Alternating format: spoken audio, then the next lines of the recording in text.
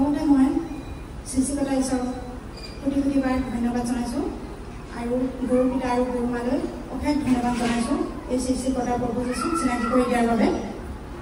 মই প্ৰথমতে আহিছিলোঁ এটা বেমাৰ লৈ, যিটো বেমাৰৰ কাৰণে মই উঠিব কৰিব পৰা নাছিলোঁ, কিন্তু গেটৰ পৰা মই খোজকাঢ়ি আহি মই ষ্টেজৰ সন্মুখ পাইছিলোঁহি আৰু সেই বেমাৰটোৰ এতিয়া মই সুস্থ হৈছোঁ।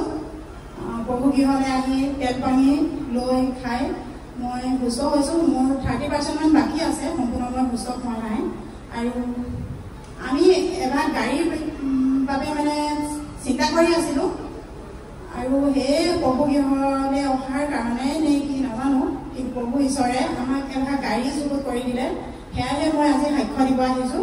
আৰু এই গাড়ীভাগ যাতে প্ৰভু ঈশ্বৰৰ কৃপাত ভালকৈ চলি থাকে আৰু ইয়াৰ পৰা যে আমাৰ আৰ্থিক অনাটন দূৰ হয় আৰু প্ৰভুৱে সদায় সহায় কৰি থাকে, সেয়ে প্ৰভু গৃহত আহি মই এই সাক্ষ্য দিলোঁ।